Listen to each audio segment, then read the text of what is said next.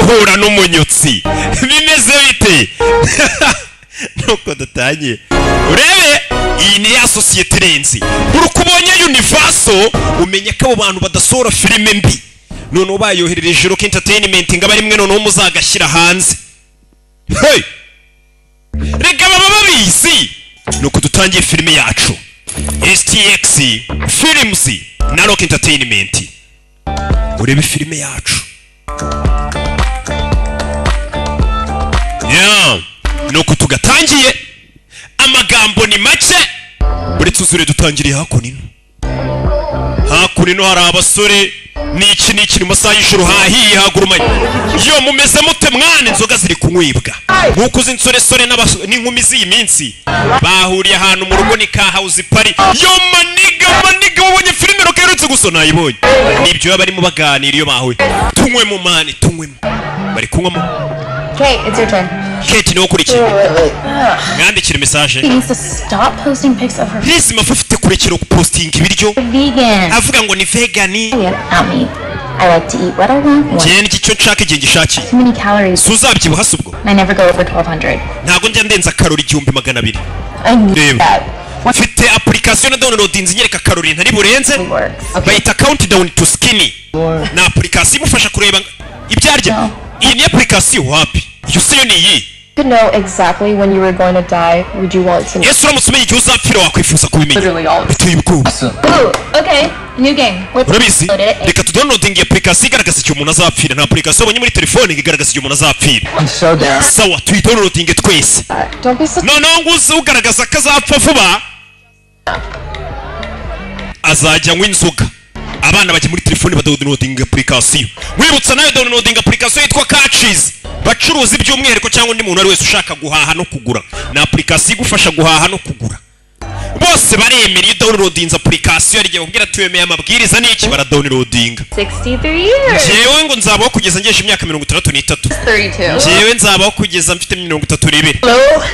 jewe ngo nzabaho kugeza mfite 20 wa application irakubwira icyo downloadinze ikubwira igihe uzapfira It says I only have 3 hours to live. Iyo application nyeretse ko nsigaranye amasaha 3 yo kubaho na application ugiye gupfa mane tunywa inzoga rero nkwa kurwunge na application ba downloadinze Over here. nta kuri abantu mukeneye akazi Tells us when we're going to die, and to downloadinze application igaragaza igihe shiri wazapfira Download that. kuki downloadinze you better not kill my best friend. urebe It's ridiculous. muri abasiko wan Or inywamo ngo inzoga dore niwo uzapfa vuba ngasigaranye amasaha 3 yo gupfa iyo kubaho nako shiri aho kugira bakunywesha inzoga reka nze kunywere He's not dead. amunywere Yeah.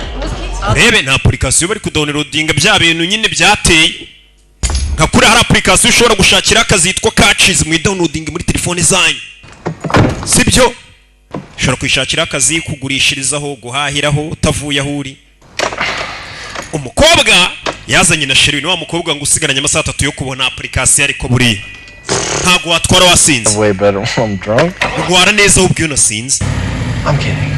nakinaga Let's just walk to my house. reka tugende n'amaguru twananyweye Please don't tell me you're so worried about that stupid app. utambwira ko uhangayikishijwe na bya application downloadinze I'm not gonna kill you. ntago ndi bukwice ndabizi Come on, let's leave the car here. reka dusige imodoka hano twasinze tugende n'amaguru umvisha umukobwa bano bakobwa nibo mba nshaka mpe nimero zabo Fine.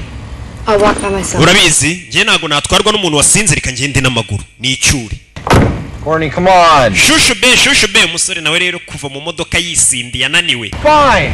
Get in the car. shushu be njira mu modoka wanatugenda Please don't do this. wibinkora nakubwiye ngo ndagenda n'amaguru wamase n'ubundi mwama ninja mwe nimukatuvu nahita yiyakiriza imodoka aragenda uzanagura iyawe nkarinda unitsetereza ku kanya muri telefone ye abona ya application ya download zitangiye kumwereka minota isigaye asigaranye minota 7 yo kubaho ndapfuye yabyitaho katururi na application downloadinze muri App Store cyangwa Play Store ye niki akomeza imbere n'umwana w'umukobwa yitwa Katine komeza imbere urebe inyuma ye niki urebe akomeza imbere hey mu masaha y'ijoro kureba abona umugabo yarazi kamukurikiye yinjiriye mu modoka yaragiye. Umwana w'umukobwa umusore w'ijoro kureba hano. Umuntu yabonye imbere ye. Hey! Nyagasani. Bakise countdown. Kureba hano ikintu habona. Buriya nijoro rero hari ukuntu ufite ubwoba wabona n'igituka kibonamo ishusho y'inyamaswa.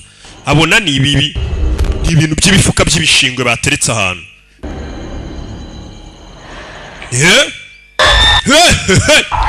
Telefone yarasakuje asigaranye umunota umwe wo kubaho. Umukobwa yita yiruka ageze iwabo. Application iri kumwereka gusigaranye umunota umwe. Do yaje yirukanka afite ubwoba sinzi. Hari ikintu asa nk'uri kumva sinzi ariko do. Hey! Kirano. Ikintu numvaga. Hey! Mu gicuku. Telefone ye irasona ye. Stay. Telefone arayizimye cya application ya downloadinze kiri kumwereka ngo usigaranye umunota umwe wo kubahaye iminota ingahe yo kubaho. Yise kizimye. Ibintu badownloadinga ntago yabitinzeho yizira mu rugo. Ni umwana w'umukobwa. Ndabona kangana nk'imfura yanjye. Igeze muri 10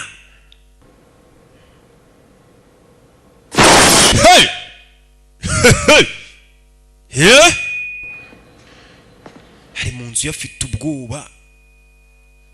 How's kudownloading application ikakubwira tuwere gusigaje umunota ngo upfe. Niyo byaba atari byo ariko kuba nikabura. Kugera hano cyo tangiye kumva.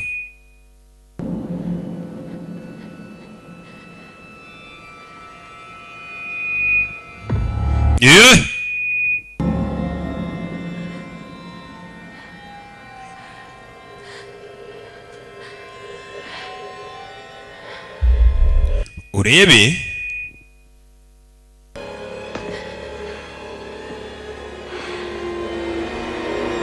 Zano hari ibishwa akomeje kumva kureba ko kari hari icyamutwaye Nyagasani habura amasegonda 7 urebe hari icyamukuruye rimwe mutwe kuri lavabo bathtub mutwe Nyagasani ya application gishyira mu masegonda kumbe dore wa musore wa wundi bari batandukanye we yari yitwaye dore nguyu yasinze bya bindi umukobwa amubwira ati ntugatware wasinze umusore kumba ahantu yagonze hari uruti rwaje rujomba mu mwanya w'umugenzi bivuze ngo nubundi yabatwaye uriya mukobwa uruti rwari ku mujomba rw'imodoka bakise countdown nuko baratumanuka tujya hasi kwa kundi ubona ngo 9 8 kangahe tuvera tugaruka yakuri no ku muforomokazi mu kavuriro n'iki kari ahantu bimeze bite nuko twitangire filime yacu barakwereka yakuri no umuganga wari uhari n'abaforomokazi ari kwita ku barwayi n'umukobwa ukiri muto zenguruka n'iki abahakaye n'ibya bitaro nyine. Oh, sure. Don't worry. She's one of our best interns. Ntugire ikibazo uyu numwe mu baforomo bacu barenze. Imeze bite se n'umuganga umukobwa ari muri stage. Ni umuforomo uri muri stage. Kureba hano kumbe hari umurwayi utariye. Kandi uyu mukobwa nicyo ashinzwe kumenya ko abarwayi bariye. Umuforomokazi uri muri stage. Bonero gusuhuza abaforomo bose. Umukobwa yaje hano. Ni ku ruhande rw'inyubako bari kubaka. Here, there's asbestos and lead and God knows what. Kubera ikikomeza kuzanura cyari asbestos. Okay, fine. Just one. Nto munota umwe wonyine mbere icyo. Ni wa musore n'injoro twabonye sheri wapfa. You. Yakoze impanuka n'injoro yasinze ratwe yasinze. But surgery can be scary, but bibaho iyo umuntu bari buze kumubagagira ubwoba. Nagaruko bimeze. It is that, but nyine ni nabyo birimo ariko byibagirwa. Ushobora gukeka ko ndi umusazi. you have to tell me. Ufite kumbwira ariko. Dangle the word psycho and not tell me. Iryo jambo komeza kuvuga ngo umusazi ntumbwire risobanuye iki.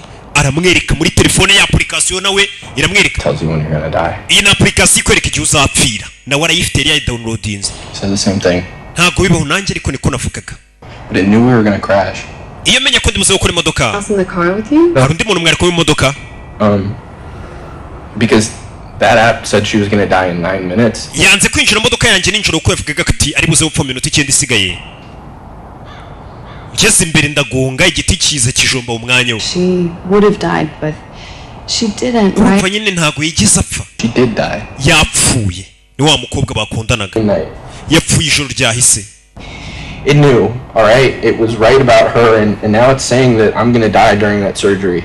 None nanjye application hano irashobora kuba iri kunyereka ko ndi buze gupfa muri kumbaga. App was made by some loser in his parents' basement trying to escape. Iyi ni application yakozwe n'umuginga yicaye muri basement yo mu nzu y'ababyeyi be ari aho gusa yasamye. Hey, Your minute's up. umunota warangiye tugaruke hano. Umusore yaje hano ari mu bitaro. Off limits. You can't keep going back there. Umva ntabwo ufite gukomeza usohoka ujya hariya. Minute. Urabizi bumuhaye umunota. Follow me. Nkurikira. Uyu ni umustajeri ari kwita ku barwayi. Kumbe kugera hano yasanze surprise. That's your test. Watsinze ikizamini. Bagwaye akazi bihoraho. One of us. Ubuno wabaye umwe muri twe sasa bakora hano kwa muganga. Uyu mukobwa nyine we yarari muri stage ariko yitwaye neza muri stage birangiye bamuhaye akazi. Yabaye umwe muri bo baje kurya cake baserebura. And my grandfather drank 2 cases of Coke a week and he lived to 94, so. Umva papa wanjye yajyaga nywa buri cyumweru nk'ikazi ya Coca ko yabaye hose imyaka 94 nanjye nta kibi byantwara. Why would anyone want to know when they're gonna die? I wouldn't know. Hari application igaragaza igihe umuntu azapfira kuki se nabimenya. I don't think God Ngo yitwa countdown. No, God has a plan for all of us. Imana twese bidufite imigambi. Question when? Ariko ntabwo ari ngombwa tuyibaze igihe tuzapfira. Shit! I'm only gonna make it to 87. Mana application download inzirambwira ngo nzabaho kugeza nzapfa mfite imyaka 87. 57 years. Ngiye nzapfa mfite imyaka 50 ngo 7. 98. That's bullshit. Is it? I ran 6 miles this morning. How many did you run? Jerega buri gitondo nkora na siporo niruka mayiro 6 urumva niyo mpamvu umuntu azarama. Ni muganga uri hano. Mumfashe hari uwaje hakurina. Ndetse nokurikira filime n'abaganga no bakomeje gukinisha ya application twabonye. 2 milligrams of Narcan? Quinn, grab me the OPRK. Queen izana OPRK. Bari biki abaganga ubwo barabyumva. Katururi. What is that? Counteractive drugs. Arabizi yafashe ibinyabwenge byinshi cyane. Come on, baby.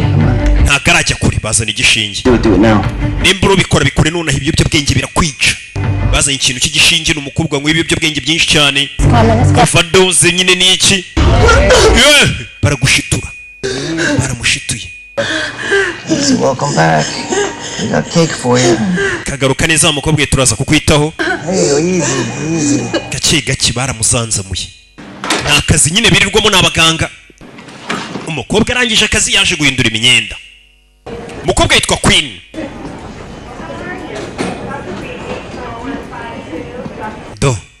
Uyu munsi yabonye n'akazi ibintu bimeze neza.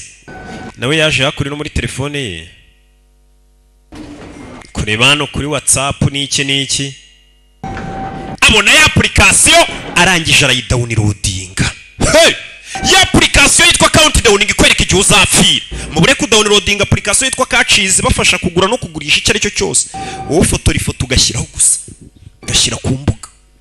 Kuri urwo rubuga rwawe abakiriya ntubabura. Hey! Urebe application itimwereka kasigaranye iminsi 2 yo kubaho. N'amasaha ngahe niki? Won't be needing the student badge anymore. Badge kuri umunyeshuri uri muri stage ntago zongera kuyikenera uyu n'umuganga wa hano. We're doing a celebration tonight. Iri joro se dukomeze duserebure. Can't. Ko abonye akazo ya. I just really want to finish my paperwork. Ndashaka kubanza kujya kurangiza ibipapuro byanjye. Proud of you. Ntewe ishema nawe rwose kuba bagoye akazi n'umuganga ari kwikoresha ku mustajeri mushya. Abastajeri bakunze gufatiranwa mu tuzi tugiye tunyuranye n'abaniga baba hasanzwe bahakora. Bibi ngiye nanabikugiramo bakaguha akazi. Hano se ko mamaze igihe. Tono nk'utwo. Turangiza akazi se duca ahantu. Abastajeri barago. Muri Rock Entertainment njya ntanga stage nkabona bya Kaboyi bisanzwe mu biri gushaka kwiteretesha ubwana na high stage. We na basavimi. I think I know where it is. Hey, can I call you? Mukobwa yaje hakuri ndaza guhamagara. Yimba mbabona. Papa cyangwa waragatsindwa ku bastajeri bo muri Rebo baje muka. Hakuri no. Masaha y'ijoro. Application ya downloading yamweretse ko ari iminsi 2 bya bintu nibyo birakora. Cyangwa urebe filime. Yaje hano muri iryo joro. mu gicuku urugo yaje hano yinjiramo rutari urwe.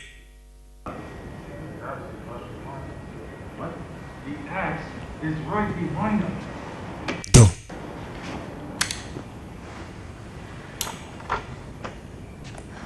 yaje hano ebe si mu kabati hano. Genda abona ibyanditse hano nako yashushanyije ngo kuri mama yanditse izina rye Queen. Kumbe ni iwabo, hariho papa mama nawe n'akandi gakobwa.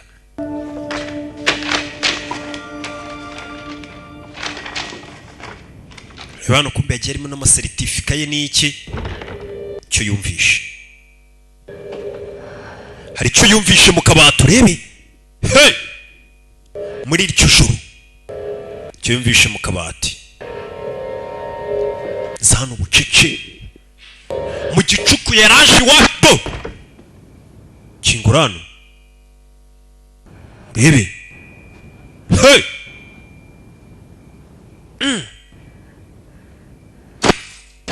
Kureba harimo agakobwa. Jordan! Yesu Kristo Yorodani we. Kitwa Jordan. Urakora iki mu kabati? Kureba karumuna ke kumbe kari kazanye n'umuhungu yo biteze. Joe wakwambaye ishati gashiki ke gatonya kari kazanye n'agahungu bamwumvishe bihisha mu kabati. Ni karumuna karareba ukuntu kareba. Abana b'iyi minsi we abakate. It was really nice meeting. Byari byiza dodokira meni ibintu baragifashe bagifatanye igihanga cyaje n'iki.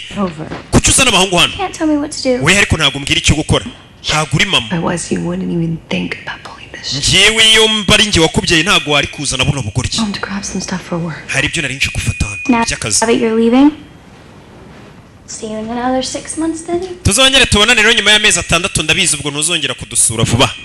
Jordan. Yaje kumureba Jordan. Hey. Genda ariko. I got some good news today. Uyu munsi ngufite amakuru meza. Bampaye akazi. Queen mwana. Okay. I'm sorry, Dad. I didn't mean to wake you. Pambori sinashaka kugukangura. Kumbe muzehe we. You want me to heat you some, Mom? Urashonje ngire two ngushyuhiriza se ni muzehe. Early morning. Hey, if you have any time on Saturday. Okay, kuwa gatandatu igihe cyari cyose uzatuze kutureba. Flowers up in your mom's grave. Tujye gushyira indabyo ku gituro cya mama wawe. Okay. Sure. Sounds nice. Cyane rwose nzazi ibyo ni sawa. Tuzagufata kuwa gatandatu. Ni papa we. Uyu we yarakuze asigaye aba muri ghetto nyine yaraje gufata ibipapuro bye. Uyasigara hano. Ni murumuna we.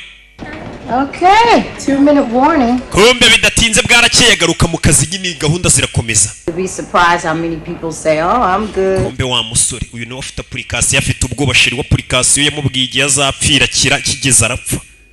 Kandi nawe iminsi ye n'akamasaha ashobora kuba ari mbarwa. Hari no kwa muganga bagiye kumubaga afite ubwoba ko ngo niba mubaga asigaranye iminota 3.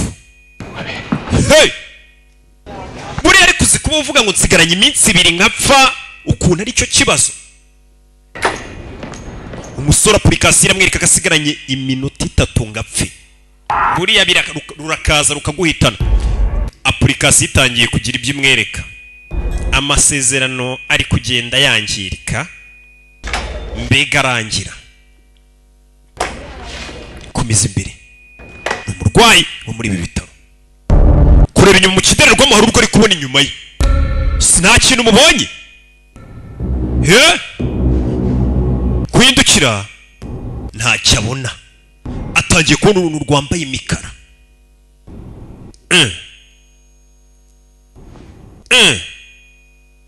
Hey! Musore kureba inyuma ye abona kirahure kiranamenetse umusore itayikanga za kunino kirahure yari uruntu rwacu rurakimena yagasani. Hey! Imbago ziramujabuka hakunino. Hey! Kukanya kura kuri telefone asigaranye umunota 1 n'amasegonda. Ni application imwereke kwereka ngo iki uzapfira. Ku kingurano hanze ati yo winjiyemo nta kongera gusubira inyuma ubwo umanuka kuri nivo ya mbere. Ndebere muri kano naga telefone muri kano yakasani do turebane imbere ye. Koti ni we, ni wa mukobwa ukoramo hano. Koti ni we. Dore isura umusore arikanga. Parikana. Do. Hari akaveo. Twumvisha urusaku. Telefoni yita imujabuka. Iparika hano. Masegonda 2, segonda 1. Mutwe kuri telefone kuri esikariye mama we. Nyagasani. Iri application menyiri serious. Nimbi kubwiye ngo urapfa saa 5 ubwo ni saa 5. Abantu bose bayidawunirodinze ikomeje kubibakora. Uyu mukobwa turi kubona hano na wasigaranye umunsi umwe nimba atari 2. Kid from 237. Bigenze bite se ngo hari umwana wapfuye muri wari uri mu cyumba 2 3 7. Yahise amwibuka. Yibuka na application yari afite imubwira ngo igihe azapfira. Have they packed up his room yet? Mwapakiye ibintu byose byari biri mu cyumba uwo musore upfuye ya. Ngo yakoze imanuka kuri etage niko byiswe. It's okay, I'll take care of it. She can see what she wants. Iki ni icyumba cya musore wapfuye reka nze mbigukorere mzema gusasiri. Sasa yatangiye kubyibaza uriya musore wapfuye rira mubwiye ngo afite application igaragaza igihe azapfira. Yaje muri telefone yarebeye kureba harimo password.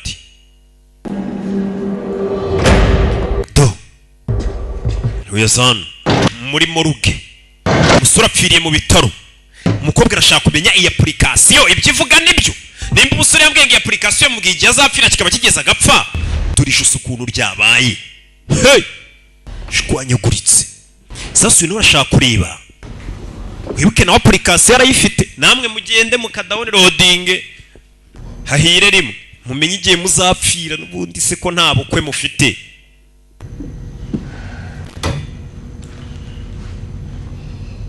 Fata telefone ayishyira kuri uyu mugabo arebe ko yayifungura. Ari telefone zifungurwa n'amaso, isura, urutoki. Hari telefone nyine. Sa gufungura amaso y'umusore. Dore amaso ukuntu yabaye. Mukanurisha shyiraho telefone ye. Telefone irafunguka kureba umusore. Yapfuye muri telefone harimo 00 Hey! Telefone iramujabuka. Nyagasani umukobwa yikanzemo. Uyu musore yapfuye. Telefone harimo 0 application imwereka ko igihe cye cyamurangiranye. Uyu mukobwa no afite application. Katururi. Asubiza umurambo muri moruge. Yaje hano dore ubwoba. Dore gutitira asigaranye amasaha mbaro. Nyagasani umunsi umwe. Sigaranye umunsi umwe wo kubaho. Kura muri telefone kwa gatandatu urimo kuzasura iwabo. Hamagara iwabo. Telefone ari kuzikwicara telefone kwereka hamagara papa we. So you know, papa, thing on Saturday bino bintu byo kuzahura kwa gatandatu. Turns out I do have to work. Narebye kuri gahunda mbona tuzadufite akazi. We can go another week. Urabiza akazi ni ingenzi. Reka tubishyire muri weekend ita. Doug, he's crewing up for a job upstate. Good overtime. We'll do it when I come back. Okay, thanks Dad. Love you. Sawa papa ndagukunda. Yarari guhindura gahunda bye. Personal calls when you're on the clock. Iyo uri ku kazi ntago witaba telefone zawe bwite witaba telefone y'akazi gusa. Acho. Nimushye mu kazi ariko afite ubwoba difite igitelefone yarakiri kumubwira ngo usigaranye umunsi umwe wo kubaho. Usiko niba bakubwira ngo usigaranye imyaka 10 uba wumva ari ikibazo gikomeye. Hanje wenda nuko nzapfa nshaje ndi muri za jana naho ubundi ngo mwebwe mwe mubona ko muri abo kuzarama mwirebe ure nibikorwa byawe umbwire kuri wo kurama we ambabarire muganga ntabwo nashaka kugukanga Thompson no kuvuga ngo IV yarangiye ngo n'umushyiremo indubwa nakantu kagaserum. This poor lady's been in a coma for weeks. Uyu mugore amaze ibyumweru muri koma. That's sad. Ndabizi birababaje. The IV pump just needs to be reset. Ndakeka nako gapompe ka serum ukwiye kugahindura. Yeah. Meze neza. Gusa afite ubwoba. Ari kuzikwicara. Ntago meze neza. It's okay. Meze sawa muganga arakinga hano mbwira ufite ikihe kibazo It's nothing. Kiga uyu muganga ameze nka Kayijoni. Gigira. Stay as an RN and I'm already messing up. Hey. You are an incredible nurse. Umuforomokazi rwose wagatangaza sibyo turakwemera. You're driven. ufite ubwenge ubona ko ufite gahunda. Them smile. Iyo winjiye mu cyumba abarwayi baraseka. Iyo ni impano.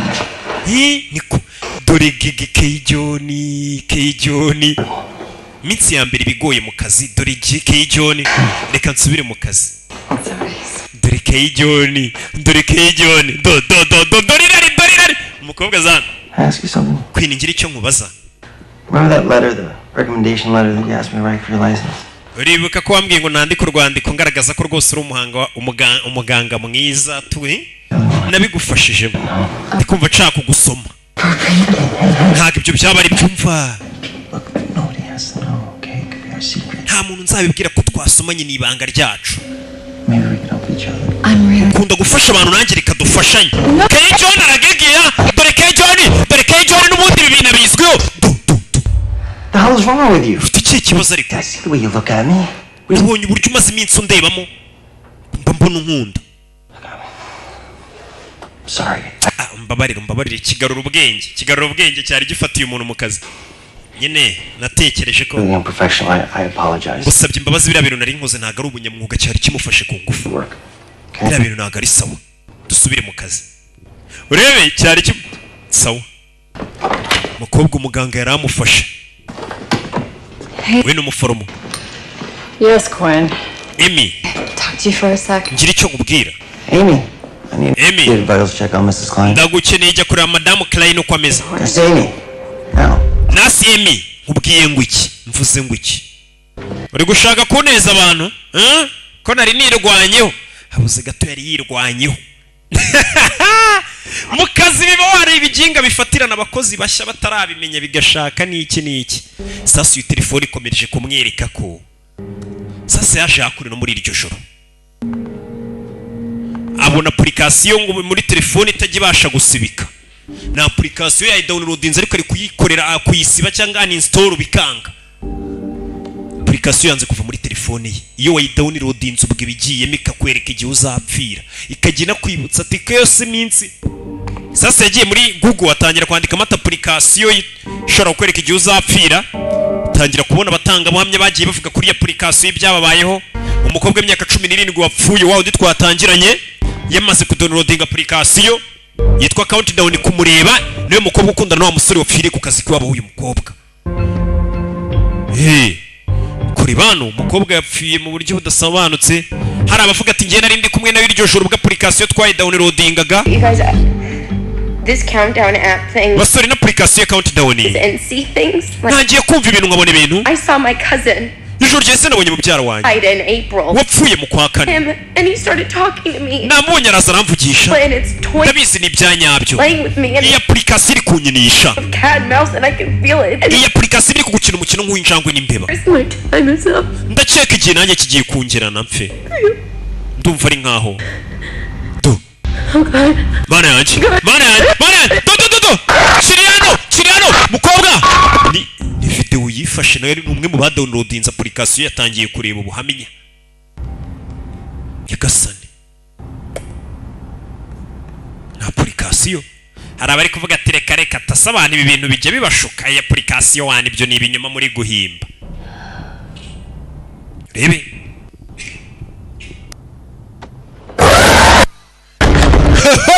Muri iyo nzu cyane itara. Iyo ugiye gupfa ngo utangira kubona ibintu ukumva ibintu. Ukobwa inzu yaramushabutse naga hakurya telefone arayimena irimo application byibura arebe ko yasibanganya. Reka turore application telefone irongera iraka. Umukobwa asigaranye igihe gito cyane. Yaje mu modoka.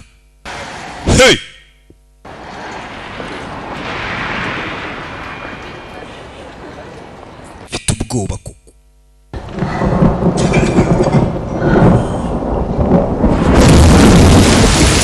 Imvura yarinze nago umukobwa yise yigumira mu modoka.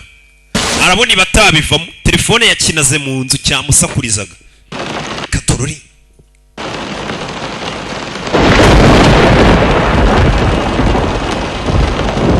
Imvura yaraguye aryamye mu modoka afite inzu. Nibwo mbabwira ibintu bya application mwirirwa mu downloading. Application dore ubundi nimwe bayita catches. Queen. What are you doing? Ukora iki? You get addicted or something? Bakwirukanye mu nzobuza y'inzu. Ni murumuna we. Jordan, hang on. Wait a second. I can't be Jordan buritse. out by a cockroach. Kumbu yazi jano. Wabona watinye nk'ikinyenzi ukajya kurara mu modoka. God. Abakobwa babaho gutyo batinya ikinyenzi ariko ntibatinya boyiro. Oh. Ikinyenzi kiri mu nzu sinyirara marika maboyiro n'iki nubwo wa n'iki. Notification from something called Countdown. Ndabona ubonye notification ivuye kuri One day until what? kuri Countdown gusigaranye umunsi umwe. Hey, why are you acting so weird? Uyu kuki uri kwitwara mu buryo budasobanutse? School. Dad, when I was Utari ku ishuri.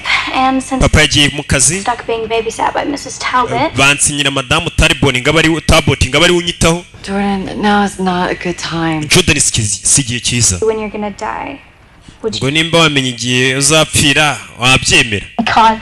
Bana yanjye. Why you've been acting like such a freak show? Niyo mpamvu uri kwitwara mu buryo budasanzwe n'iki cya application. Fake, obviously. Ni ikigaragaza ni application ya fake. Kanye downloading murumuna wanjye.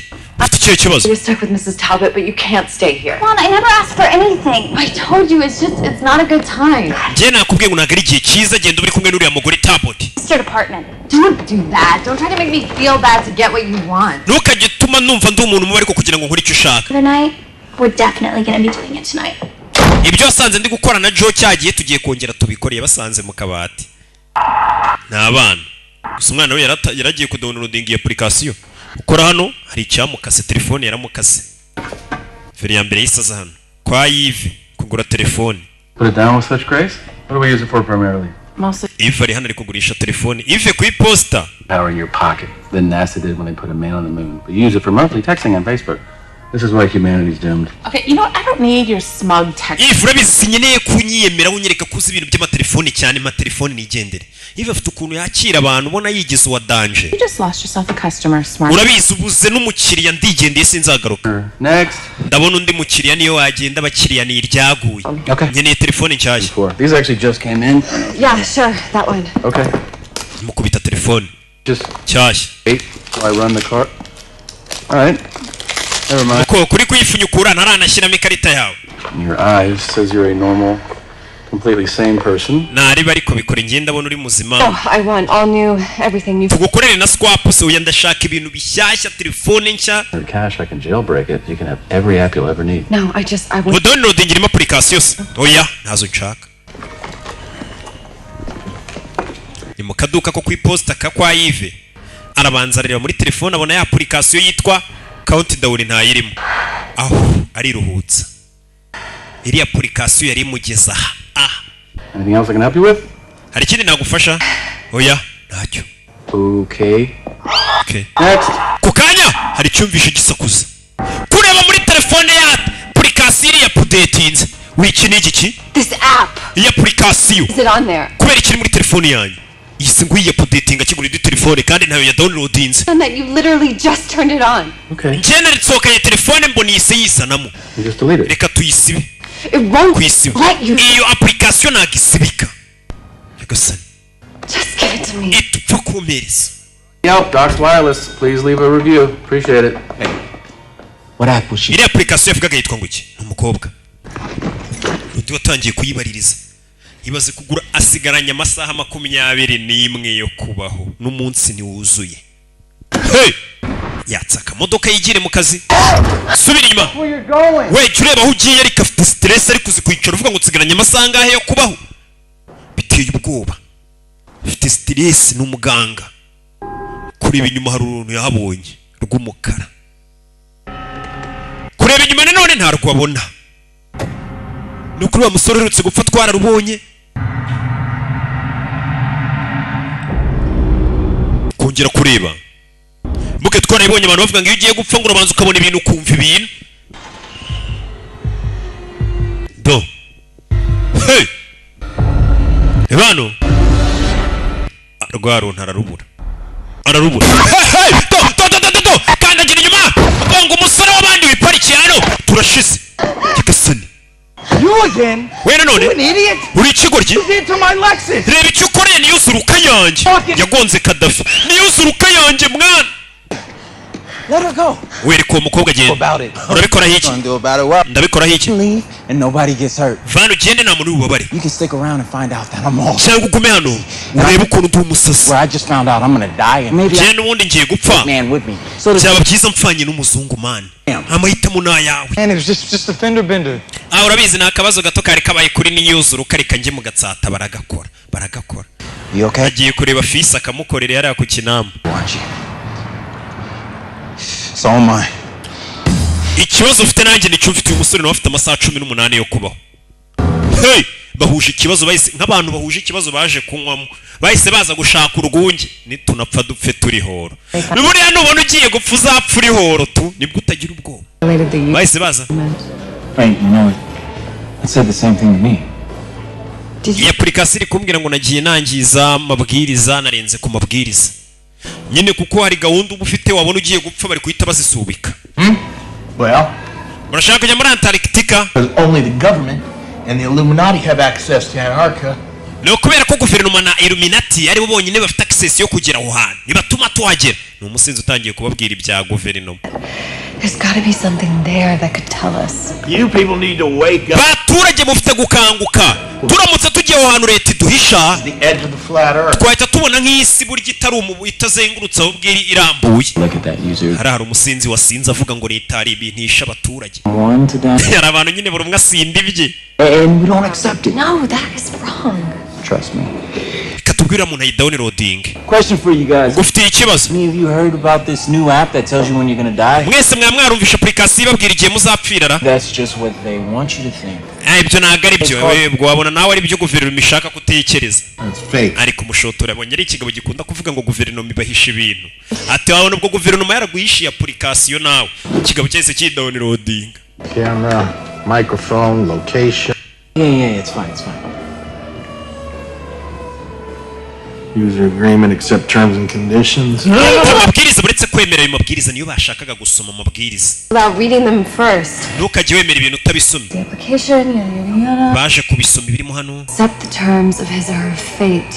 ati umuntu ukoresha na application aba agomba kwemera ibigomba kumubaho ko atagomba kubihindura His fate will result in a breach of this agreement. ndetse nimba uyu munsi wari ufite gahunda ukayisubika ngo nuko ubonye muri application yawe ukereka amasaha uzapfira ugashaka kujya mu bindi uba urenze ku mabwiriza bano barenze ku mabwiriza uyu mukobwa yagiye ahindura gahunda niyo ari kujya kureba famiye ye ariko ukabona asigaje umunsi umwe wo kuba akahita agira ubwoba ati sindi bujyeyo aho ngo uri kwangiza amabwiriza n'amategeko y'iyi application kandi warabyemeye ujya kuyidownloadinga. Jared, don't agree to that. Trust me, you don't want to know. So no matter what we do, we're gonna be dead in a couple hours. umva uko byamera kose n'ubundi mu masaha make turaba dupfuye. Well, byiza old Jerry Bear's gonna live to be 91. bivuze ngo ngiye nzapfa mfite imyaka 91 hari abagira amahirwe ikababwira ati mwe muzapfa mushaje iyi application kiriya gisasu cyasigaye kivuga ati iyi application ahubwo ni umuti ntabwo iriya application buriya ngiye nshobora kuyidownloadinga ikambwira ati ruki wese ahubwo uzapfa kuzarinda n'iki bahise baza kwiyambaza padiri. There are spirits and then there are demons. twumvishe ngo habaho n'ibintu by'imyuka n'amadayimoni. To an expert. Yeah, I mean, it seems like demon stuff to me. nanjye ndabona biriya bintu wagira ngo ni amadayimoni baje kwa padiri narababwiye ngo kano gashati k'uyu mupadiri mukanca Wait a minute, so mikoro yari injabutse. I'm sorry, but no. Look, this stuff, this is not really what I do. bino bintu rero ngiye nkora One might be a little better. nzi umuntu wabibafashamo nimba mushaka kumenya byinshi ku madayimoni n'imyuka mibi w'inzobere mu magini uyu umupadiri basa hano bari muri bya bitaro. Hey, Quinn. Can I talk to you? Queen twavugana isegonda Talk to you about yesterday. nanjye nashaka ko tuganira ku by'ejo hahise. Great. umukobwa baramuhamagaye I have all the time in the world. do Now I'm talking to myself. ntangiye no kwivugisha ndi umuntu w'iniga yazana nawe asigaranye igihe gito application iri kumubwira ngo indeba kure yawe irakwereka iki application iri kumubwira tusigaranye amasaha make ngo uca agaciro upfi. Yeah, hey, this one's taken. we urugwerero rwafashwe bakomeza kumubangamira. Buddy, I said this one's taken. Use shumi nkubwiye ko hano hantu hafashwe koresha ahandi kureba hari umuntu uje muri wese yambaye ibirenge another stall. mwana muto koresha ahandi. uyu ari kwihagarika dore inyuma ye hey bonye akaguru agira ngo naka Fabrice cyagikinnye. Yaje hano gukaraba. Yumva umuntu uri kurira. You okay in there? Meze neza mindanira. Gasani. Do you want me to get you some help? Ngira icyo ngufasha. Kumva umuntu uri kurira. Kuhindukira hano. Rebe. Ni mu matoilette amuri ruhande. Aya matoilette imwe birimo igikuta n'indirimo igikuta hari umuntu uri guca mu bikuta. Hari habarimo igikuta uri guca mu bikuta. Gasani. Yahagarara hano. Hey! Urebe? Yasani ibi ni ibikira. Ndarota. Ku kanya hari icyavunitse kirahindukira kireba inyuma. Urebe? Dore ibinono abyirebera. Amatara atangira kuvaho harazima. Hey! Kurikire filime. Application yabaye application. Gasani. Musore amabere yikoza tonsa.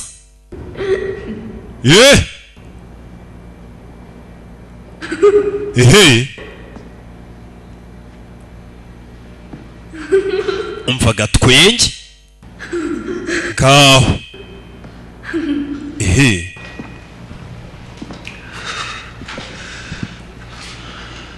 Katorore kugeramo hano mfite ubwoba unsheri. Nyuma ye nta kintu muhabona.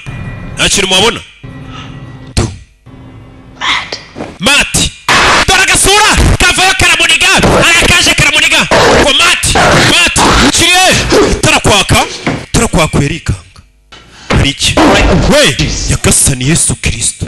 we biti abahungu burasura umujyi babanywera bega sasa bamuzanye hano.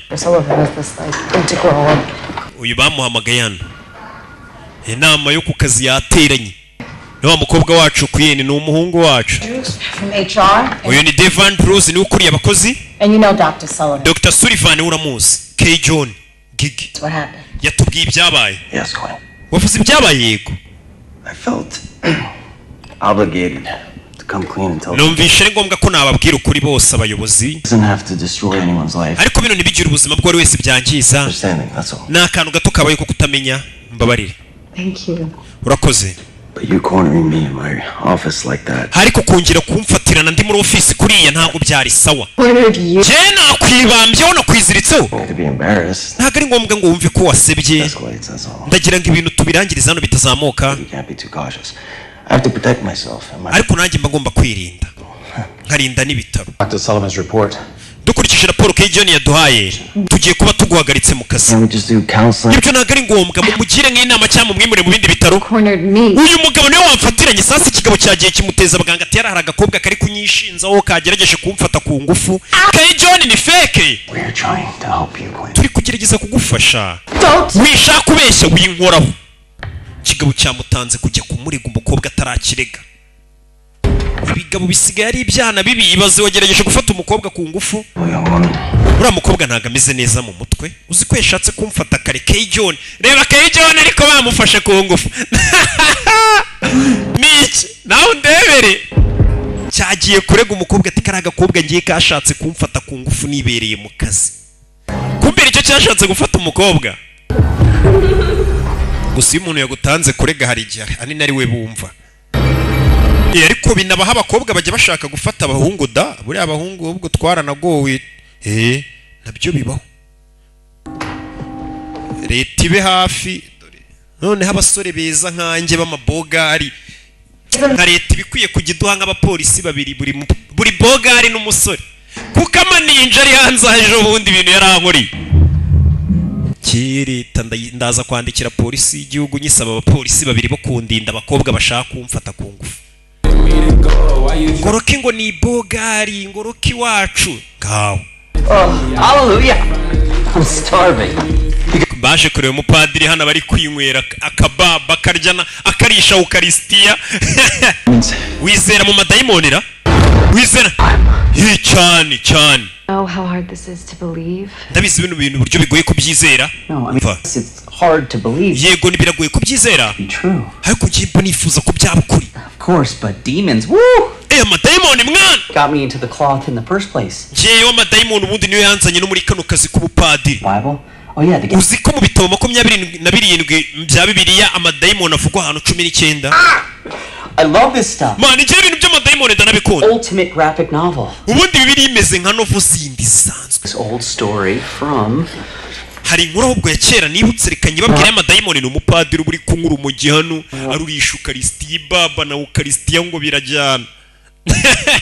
Ndebe yes azanani igitabo young prince hari igikomangoma rero a much beloved king papa we rero rank of death ubwo yaragiye gupfa amusigaho shape it was up to the prince to lead the army into battle ariko nanone icyo gikomangoma cyagombaga kuyobora abasirikare ku rugamba arangije ajya kubaza umugore wari umupfumu aramubaza ati sura urugamba ngiyemo nzarutsinda uwo mugore uzi ukuntu yamubwiye yamubwiriye neza neza igihe umunsi azapfira amuha agasopo atari kubwo ngubwiye ko nimba uri bujye ku rugamba uzapfa ntuze gukwepa urwo rugamba icyo gikomangoma kirabyemera uzi icyo gikomangoma cyakoze cyari kimaze kumva ko kizapfira ku rugamba kiyoboye abasirikare yoherejeyo murumuna we kugira ngo ajye ku rugamba ariko murumuna we ntabwo yapfiriye ku rugamba ahubwo murumuna we yagarukanye intsinzi ku rugamba wacyo cya kigwari cy'igikomangoma gisubira kuri wa murusikazi baramubwira ati nubwo wagerageje gukwepa urupfu bakubwiye ko uzapfira ku rugamba ariko n'ubundi urupfu rurakuzira aho wagiye kwihisha hose gusa icyo gihe noneho haza demoni bita Ozin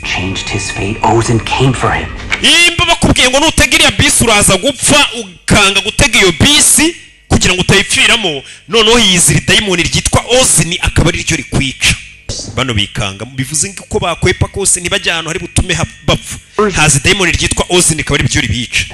I don't know, if I could just see the code, I would think I would know for sure. You mean Nonyereke code sibyo bintu ndebe. How to do that, or do you guys know someone who could? Ntago muzi umuntu se wabasha gutrackinga nyina akinjira muri ibyo bya application b'abantu baba bazi ibintu by'ikoranabuhanga bakayihakinga.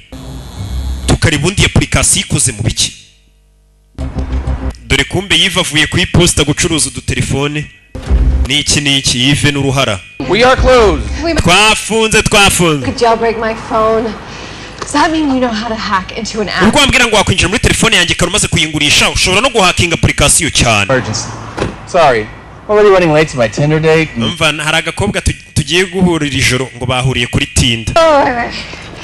You really want to impress this? Yiva ko gakobwa urashaka kuza kukemeza? Has a $2,000. Fite ikarita iriho $2,000 ndayiguha. Has about 300 left. Ngeriho nka 300 turayaguha ariko duhakingira iyo application. Application iri kubereka igihe bazapfira barashaka kuyihakinga. Ive ku mafaranga namwe muramuzi. Sorry, it's just gonna be amafaranga inzoga n'abakobwa. Azan. And I cannot wait to see the real thing in person. Okay, bye bye. Ndaza rwose nari guhamagara umukobwa. Mbaye iminota 15. Right here. Application dore ngiyi. The countdown app where it tells you when you're gonna die. Iyi ni application ikubwira igihe uzapfira. Download it. Why downloadinze? Your hysteria piques my interest. Urikije uburyo itwaye cyagiye karenese nyi downloading. I mean, just a random number with a countdown? It's not very scary, though. It seems like it worked on YouTube clowns. Please, just continue. Ive gabanya amagambo komeza akazi. Ive bafite n'umunwa. That's weird. 60 gigs? What does that mean? Ati 50 gigs zigera muri 60. Runs on your phone big. Bivuze ngo iyi application nini cyane wagira ngo ni Game of Thrones yose season yose irimo hano. I'm the doc of technology. You can do anything. Wenje nkora buri kimwe twe turahakinga. Rebana. Now we're in. Application y'abandi bamaze kuyinjiramo. Hawk Meredictum. Are you sure? Kini kiratini urabizi neza? For 4 years. Nize muri mu bakatolike ikiratini ndakizi. Manually. Ariko nabaga ndiyo ku mubiri mu mutwe ntari nago nzi ikiratini ariko iyo kibonye aho cyanditse arabimenye. Oh my god. Bana yanjye. Last name, first name, and look these. Na amazina y'abana agiye arimo hakurini. Amazina kari menshi. Hey, that's me. 32. Uyu ninjye King Derek. Hold on. How long do you guys think the Marvel universe will last? 40 years? 50? Let's just say 60, you know. Reka tuvuge imyaka 60. Ahita yiyongereza imyaka. Holy shit, it's working. Look at his phone. Sasa umugabo yongereje imyaka hakinze ya application yongereza imyaka. We yari afite imyaka 10 yo kuzaba yongerejeho indi 60. Harris. Je nitwa Queen Harris nanjye mpindurira imyaka. Stop. Brits. That's my sister. Iriya ni izina rya mushiki wanjye Harris Jordan. Ya download izi application. Ndetse nawe igihe nzapfira nicyo zapfira. See? Wait a minute, was... We akurusha iminota 3. See you tomorrow. Sike. First. Another credit? Banzu hindura igihe murumuna wanjye azapfira. Uyu mugabo hakinze sasa application. Uwari ufite umunsi umwe wo kubaho cy'amasaha ari kubakubita imyaka nka 80 ati ngaho mbongereye imyaka. Dore kari umuntu kari ni ka Harris Jordan. Komba application hano. Yarebyemo application yamwereka ko azapfa vuba, azapfa afite imyaka 86 baramuhinduriye.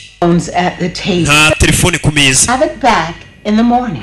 Iyo telefone yimende gusubiza mu gitondo. Mvuze ngo iki? Telefone turi kurya. Urakoze bose yabongereje imyaka ni Yves. Ewan. Wakubise mikenya menya ari nk'ijana. Arayihakinze. Meze neza noneho. I got 1 year left. Man, sigaranye imyaka 70 yo kuba. I'm gonna outlive you. Menya nzabaho mbere yawe. Nge nzapfa mfite 95. Wumvishe bahakinze application biyongeza imyaka. Ibaza ari kubashije guhakinga mu gitabo cy'Imana. Yari yarageranye imyaka uzabaho ukahita ukubita utundi twaka nka 40 uyiciye muri humi. Neza kono waba uteguye. Bano nawe rero biyongeje imyaka. I'll call you. Nzaguhamagara n'umusore bari bahuriye mu kibazo. None ikibazo kirakemutse. Byari byiza guhura nawe. Hey. Musore afata inzira iwana ubu nzapfa ngeze muri 80 nanjye ni 90 na abakobwa nawe urabazi. Nzaba nkiri na sireyi ngitwika. Not at all. Urashaka uri wenyine wapi? Datinze. Bahise baza kurara ahantu hamwe barumva batarashyirwa. Naje kurara ahantu hamwe mu cyumba kimwe. If I keep these lights on. Not. Hari kibazo itariraye ryakara wapi ntacyo. Baje kurara ahantu hamwe. Abanzi bamenye neza ubundi byaciye mu bana celebrate intsinzi. What compelled us to want to know when we're gonna die? Me too. And?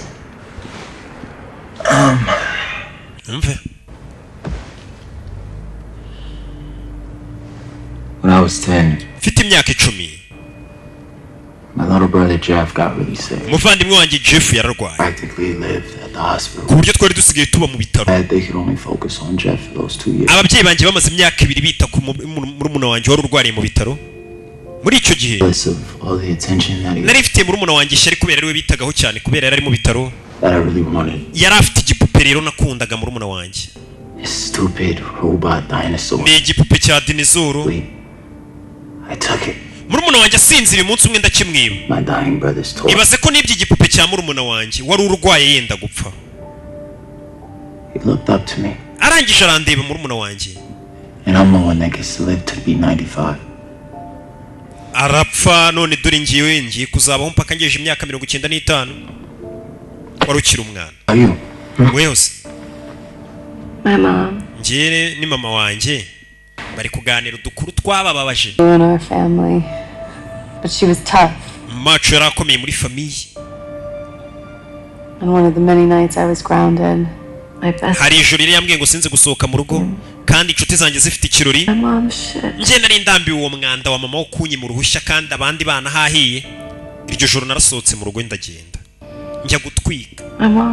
Mama wanjye. She went out looking for me. Nawe arangije asohoka mu rugo ajya kumpiga kuko nari natorotse mu rugo. Drunk driver later. Nyuma yahuye n'umushoferi wasinze. She was dead. Bakora impanuka arapfa. Amakosa saa yawe. Hasi umwana yumva yishinja amakosa kuko yari yakuyepye mu rugo mubyeyi akora impanuka imibaho yaje kumushaka. Ni handi umuvuga ati burana ingiye wabiteye iyo ntajya kuzerera ntago mama yari kuza kumpiga ngakora impanuka ariko sibyo. Iyo rwaje rubarwaje.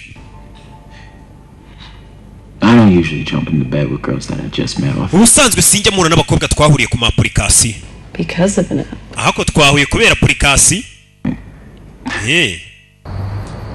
Ya application nababwiraga bita Catchies bura ubasha no gucatiraho. Bidatinze baje kuryama hano. Matara. Tangira kubajabuka.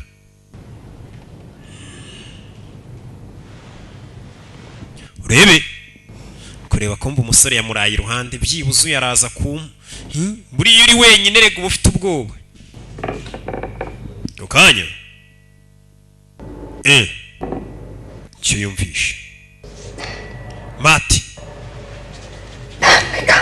byuka Mati we yavayo hano Yo, are you calling my name? we uri kumamagara kumbe Mati yari kurebana ikiboko cyari to Yagasani turashize hey Relax. tuza kwini tuza zari ndoto mbi yumva ya telefone iri gusakuza uya ako kanya kura muri telefone amasaha asubira hahandi yarari bari bayihakinze nanjye byasubiye hahandi Yesu Kristo Jordan. na murumuna wanjye Jordan ubwo niko byagenze kumbe mukecuru dengo yarasinziriye Queen ari guhamagara murumuna we Jordan karumuna kena ko wibuka amasaha yo gupfa ubwo nyine ibyo bari bahakinze bihaye imyaka 80 telefoni basubije inyuma basubiza kuri ya minota yabo miki isigaye ngo bapfe nimba atari udusaha nkatungaye telefoni rungiye iri hakingura isubiza ibintu uko byari bimeze hey rebe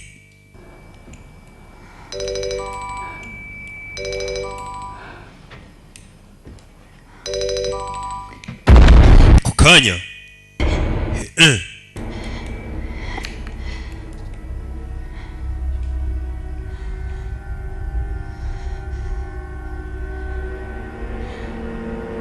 mwana ya Jean ni Jordan nawe yari ibyo atangiye kumva mu nzu urebe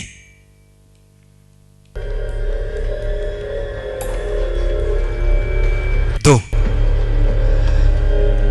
kana kazana muri telefone ata application yawe yisubije ku murongo isirayidinga urebe ya myaka 80 umwana ari kuzapfa afite barongera bayimukuro bamukubita imino amasaha kugira ngo abapfuye ni Jordan Madame Tabot kao agatara kari hariya gakorana na sensa kari kwizimya mwana vayo do hano kureba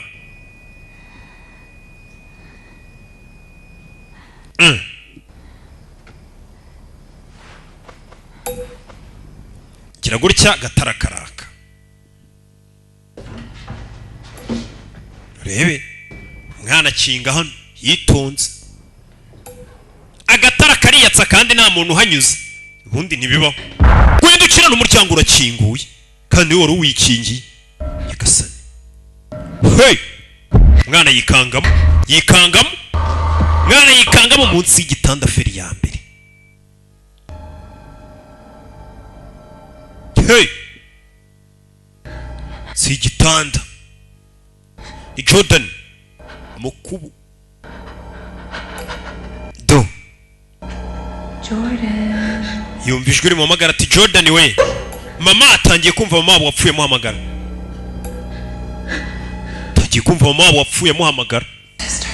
mushiki wawe ari hehe cyangwa se umuvandimwe wawe do igitanda kirajamurwa hey yikunja nk'akabwa k'umusega Yagasani asigaranye amasaha ane yo kubaho atangiye kubona ibintu akumva ibintu no kuvuga ngo iye application ikubwiye tuzapfa kuwa gatanu kura bana mu rusura mwana se yirukanga turashize zano kubitana na mukuru Yagasani bimeze soni ngiwe hari ikintu kiri mu nzu dusohoke tugende bahise batse imodoka bihuse cyane bave hano bagende baje akore no halo hari baje gukomanga Padiri John we Padiri bimeze so Did you get the code? mwabonye kode uzanye umukobwa mushya Come on. nshira yaje gusoma cya kiratini gikoze iriya application ati uyu muvumo uraza ukakujyaho ukaguhatiriza ukagushyira igitutu paka ubwo urimbutse. Mbega byiza we utari byiza ni ukubera ko yari umuvumo uri muri iyi application kandi umuzimu umuvumo nako uzanwa n'imizimu n'imyuka mibi ya sekibi kandi imivumo ibasha guhagarikwa. Satani ni papa y'ikinyoma. Satani mugaragaje ko ari umunyabinyoma umuvumo twohagarika. Ni ukuvuga ngo Satani nimba isaha ye igaragaza ngo uzapfa iki gihe tugaragaje ko ari umubeshyi mbega iyo saha yagera ntupfe cyangwa ugapfa mbere yayo Satani waba umugaragaje nk'umunyabinyoma. Iyi application n'umuvumo we waba ubihagaritse. How are we supposed to do that? Ibyo turabikora gute rero? We're just supposed to be like, hang on, I need a sec. That's exactly what we're going to do. See, there's none so muzimu nuza kutwica tubwire ngo buretse gatonya ngo isaha ibanze irengeho. All we need to do is beat the clock 1 second. Icyo dufite ni ugutsinda iriya saha byibura isegonda rimwe. Nimba iyi saha application iri kubwira ngo uzapfa saa 5 zuzuye ubashije kurenzaho n'isegonda rimwe ukiri muzima cyangwa se ati icyo gihe iriya application twaba tuyitsinze. Right now once I bless it you should be safe inside. See no uru nuruziga dushushanya rufite imitongero ku buryo nta kintu cyakwinjiramo tururimo twaba turinzwe bishobora kuba byaduha igihe. Just have one question. Mfite ikindi kibazo kimwe. Get that much salt. Uwo munyu turawukura. Ndawufite. Umunyu bakoresha urwo ruziga.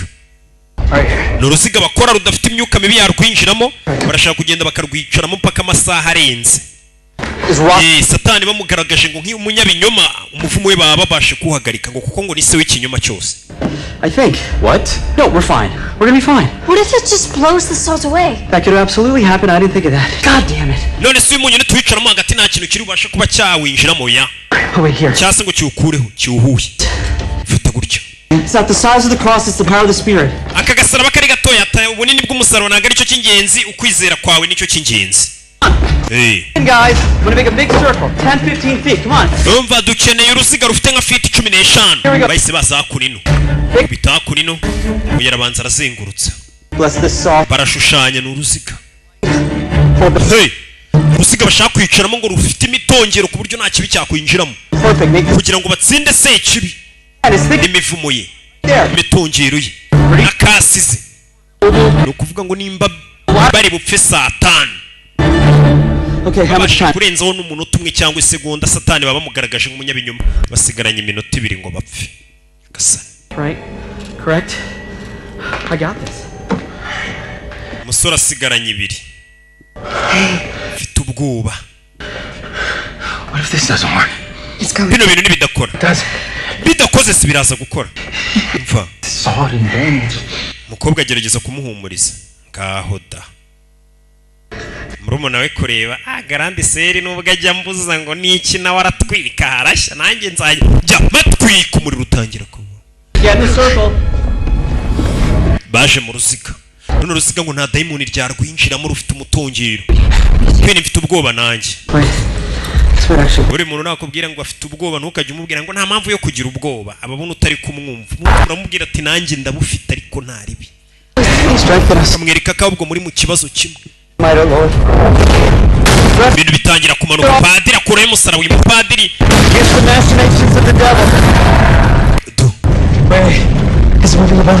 Hari ikintu kiri kuza kidusatira.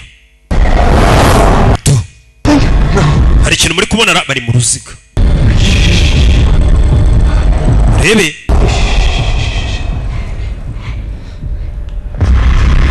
Nyuma yabo. Hey! Nyuma yabo bikangamo durikiri. Durikiri. Dore rwa ruziga kiri kurukoraho kigashya ntago cyarwinjiramo. Bararinzwe bari muri ruriya ruziga bararinzwe aminota ishobora kurenga.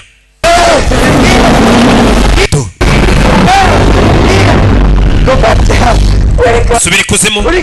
Kigiye kigiye. Runo ruziga barimo ntago cyarwinjiramo. Bumvisha urusaka amatwara ameneka. Bumvisha urusaka amatwara ameneka.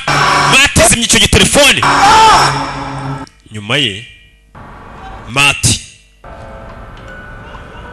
abona igikinisho cyiza kimusanga cya Godizira.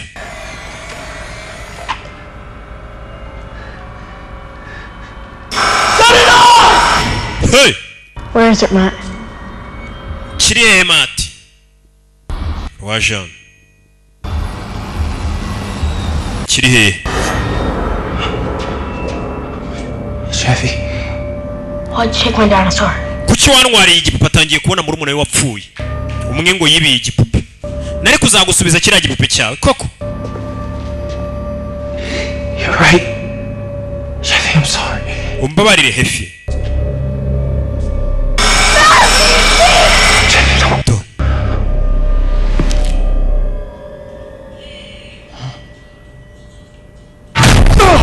barenga muri rwa ruziga ikintu kikamukurura gifite ukuntu kinabarangaza Mati cyaramutwaye uyu nawe gukurikira biramugwira arakurikiye kandi ari ahantu bari barinzwe uyu nawe arakurikira ajye gutabara mukuru we ndebere basohotse muri rwa ruziga bari barinzwemo ruriya ruziga ubundi yo minota bari gupfira irengaho n'isegonda rimwe bari kuba bameze neza Mati Let me go.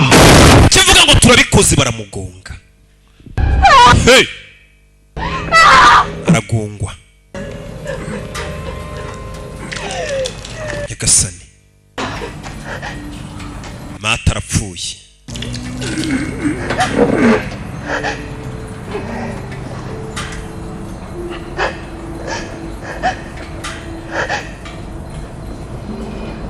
ngaho ndaza kukubona vuba bidatinze nawe arabizi ko mukanya ari bupfe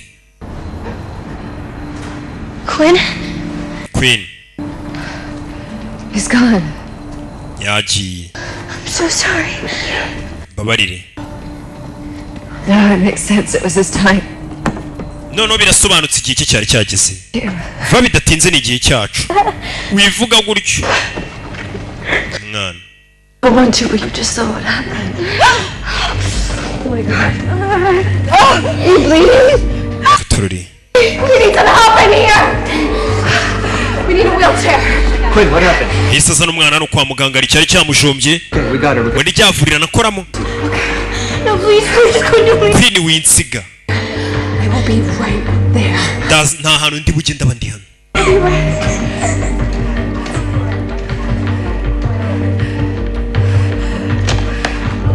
Sorry, honey, are you okay?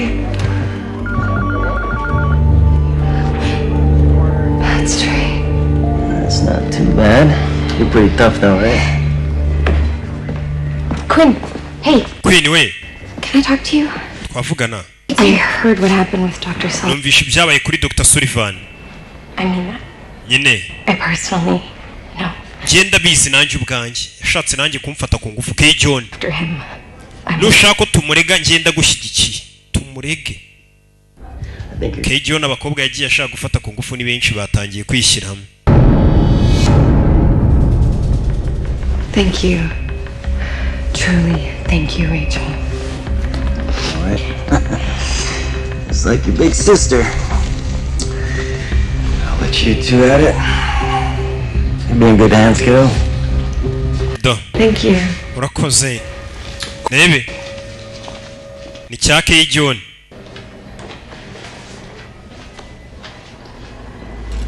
asigaranye iminota 18 uyu You okay? meze neza we na murumuna we barushanwaho iminota 3 Quinn, I know you think it was your fault. kwirinda bizi ukiye ko ari amakosa ye kuba mama yarapfuye It was my fault.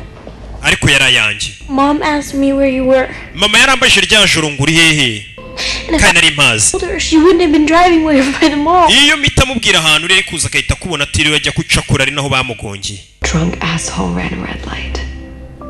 But it's not your fault either.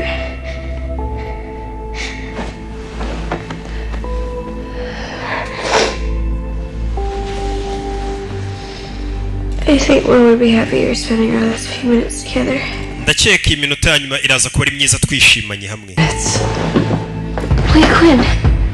Queen Trust me. nyizera Quinn, what are you gonna do? ugiye gukora iki Queen ngo hari ibyo agiye gukora turi mu rukerera saa 11 handi ziba zibura saa 2 Saving lives one day at a time. Okay, honey, I'll let you get back to work. I love you too. You shouldn't be in here. I wanted to thank you for helping my sister and say that I'm sorry. For what? for everything. Nanje gusaba imbabazi Keijo kubera iki kubwa buri kimwe. Gone that day. I mean, I understand why you did what you did. I put you in that position. If only I had followed through with how I really felt in that. Cyagiye buryo niyumvagamo iyo nza kumvira umutima wanjye hari ko haranahiye. Keijo nimenya subijwe. Bullshit. Uno umwanda. You think I'm stupid? Baraceka ndi ikigoryi gisa. Twarabamenye. Urashaka iki? Ndashaka gusubirana akazi kanjye. Well, so maybe you can help me. Ahari wamfasha. And nanjye nkagufasha Keijo hagashya. Okay, what are you doing? Kuri biki? Recording us? search me if you want. Wambaye mikoro ngwino nsake nimba ubishaka Keijo. Come. Or don't, it's up to you.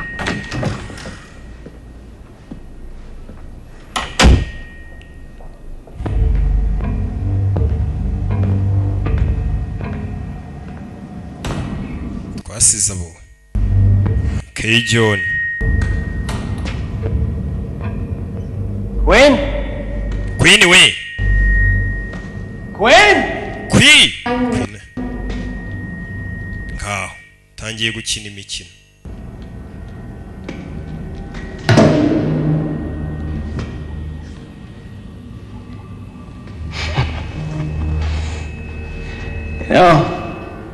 Abizi? Ntago ndi bukubeshye. I didn't see this one coming. Akanago nzi ko hazashya we. Haragurumanye dore Keijo ngiye harakenda mwari mutaye. Funga amaso uvuge ngo Marco. I like this. Imikino ntangiye kuyikunda Keijo. Marco. Undati Poro. Marco. Poro mukobwa nakavuga Poro sinzi ikintu uriya mukobwa ashaka. Marco. Paula. Mukobwa afite akayuyuza amaninja muyitondere. Keijo ni ninja muteze iki hejuru ko kanya Keijo bamushyiramo. Bice bini biki ni morphine. 3 times you piece of. Ngiye kukwica inshuro 3. It's either him or you. Nadapfa niwe uri bupfa. Ataramwicara uwo mukuruye ari wakuriye Keijo. Wabonye cyaki kindi kiramutabaye. Biraza gukora.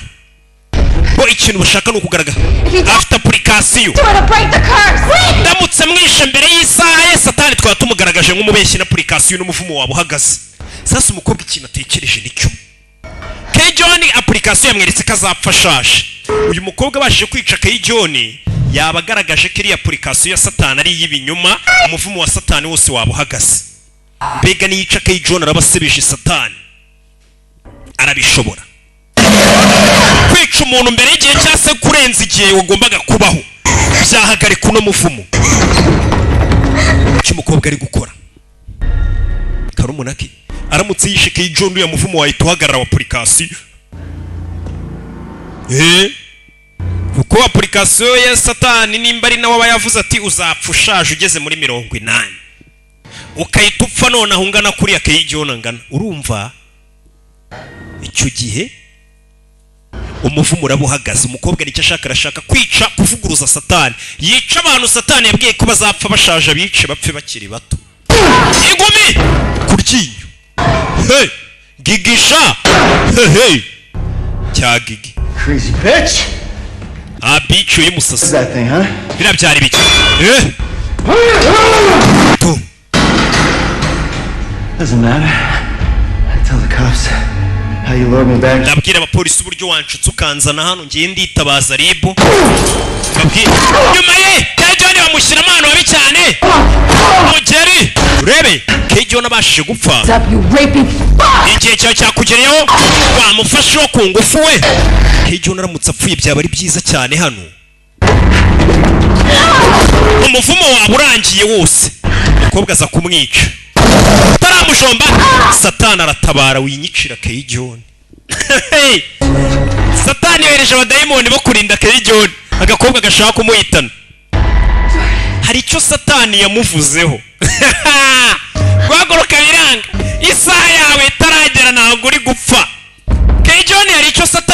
yamuvuzeho, niyo mpamvu Satani ari kumutabara ngo adapfa isaha yamuhaye itaragera. Umukobwa ubahanganye na Satani. Hari ikintu Imana iba yaramvuzeho, hari n'abandi Satani aba yaragize icyo avugaho. Urebe to John na Patikope hari icyo Satani yabavuzeho. Do urebe muri ya telefone umwana asigaranye umunota umwe n'amasegonda 25 ngapfe. Ngwapfe ntabwo nshaka gupfa. Bimeze bite? Sinshaka gupfa.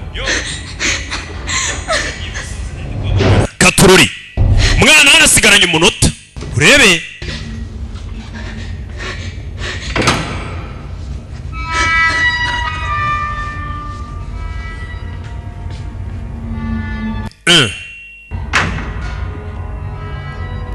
muri kariya. Urebe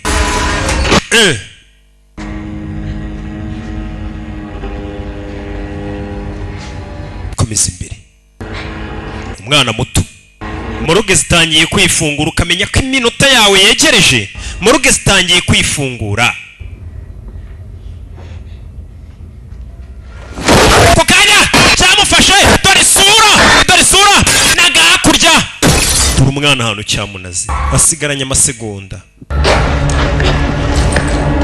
Ni kakana kitwa Jordan Harris sigaranye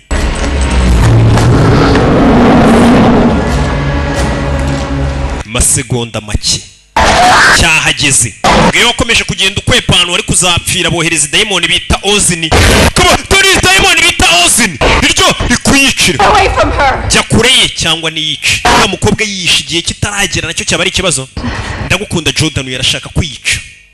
Nawe ubwe yiyisha igihe kitaragera yaba yangije uwo muvumo wa Sekibi. Yiyishe nabwo yabavuguruje Satani, kuko yabapfuye mbere y'igihe Satani yamugeneye icyo gupfa. Tangiye kubona mama we wapfuye. Mbabarire, narindi kugushakisha. Ndabizi. Ndagukumbuye mama. Nanjye ndagukumbuye mwana wa. Ngwino hano. Sike amasegonda 23 umukobwa yashaka kwica kugira ngo avuguruze uriya muvumo wa Sekibi.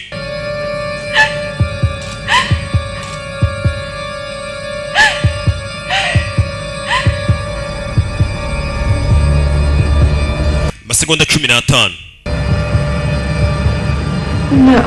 Oya, twarabamenye. Ntabwo ugikontorora. Umukobwa ahita yitera imiti mwica. Ngo nukuvuga ngo apfuye mbere y'igihe, bivuze ngo bikuyeho umuvumo wa Sekibi. Uwo muvumo uravaho cyane agufaho. Urumva kwiyica mbere y'igihe ubugaragaje ko Satani ari umubeshyi, kandi kuko ngo ni nabyo ni se w'ikinyoma cyose. Ukanya umukobwa kijomba urushinge yarazamuwe. Murumuna wabireba. Satani uyu ni umudayimoni witwa Ozini. Umukobwa yitapfa. Kirababara kigiye kumukoraho. Cyagikubise. Amashanyarazi yaragikubise. Umuvumo wacyo urangiritse, kuko kigaragaye nk'ikibeshyi. Kanya kirarimbuka. Umukobwa akoze umuti yiyishe mbere y'igihe. Uzimana nimba yaravuze ngo uzapfa saa 5, ugapfa saa 3, ubu yivuguruje. Satani nawe nuko baramuvuguruje, bamugaragaje nk'umubeshyi.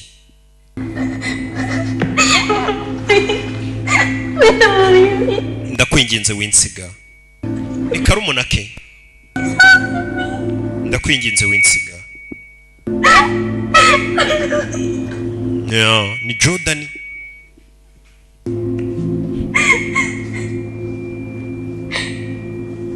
Gusa kureba ukaboko ke yanditseho ngo hari imiti yanditseho. Bari nakane.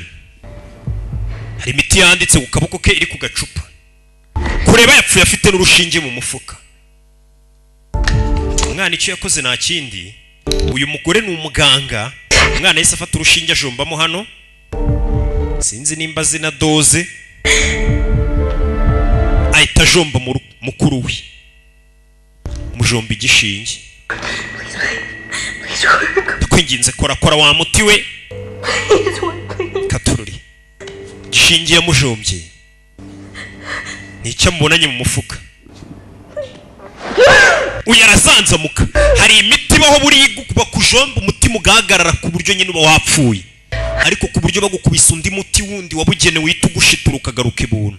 Umukobwa nibyo yari yakoze, bivuze ngo akinnye imitwe Satani, abashije gutuburira Satani. Abakobwa mujye mubatinya, ibaza umukobwa ubeshya Satani ariko Satani agashukika. Umukobwa barakwereka ku gihe cye cyo gupfa harenzeho amasegonda 2. Icyo yakoze nta kindi, ibintu bimaze gusubira mu buryo umuvumo bari bamaze kuhagarika. Baje kureba hano ku gituro cya mama we, bahazana indabo na muzehe. Filime yacu ntabwo irarangira, ubu nibwo igiye gutangira.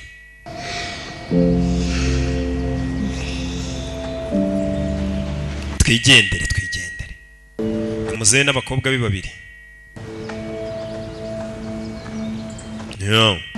Oh my gosh. Mana yanjye. 3 more women came forward about Dr. Sullivan. Kay John bamukatiye kubera hari n'abandi bakobwa 3 baje bamushinja ko yagiye bafata ku ngufu. No one else is going to get hurt. Nizishimiye ko nta muntu uzongera kubabara. How's Quinny? I have to stop at the hospital first. You want to come with? Mfite kubanza kujya ku bitaro mbere na mbere, murazi tujyane. I'll see you guys at home. Tuze kubonanira mu rugo. Mukobwa ari hano hari aka message yakiriye. Uraza se cyanaguze. Kureba noneho application ivuguruye irenze kuri imwe ya mbere yise yikubita muri telefone ye. Bisobanuye ngo ubwo niba ari igice cya kabiri nzabamenyesha. Gusa ntago umukino urarangira. Yagiye kubona application none ije yisumbuyeho. Yari rocking ibisanzwe amuzi ntago amugereranya. Abamumenye ntago amushidikanyaho. Ciao mbibutsa mukeneye guhamagara zino nimero mugasobanukirwa byinshi kuri AOG. Ndetse muze mwige. Abakeneye gukodesha ama office turayabafitiye ku biciro byiza cyane kandi ama office y'ubwenge.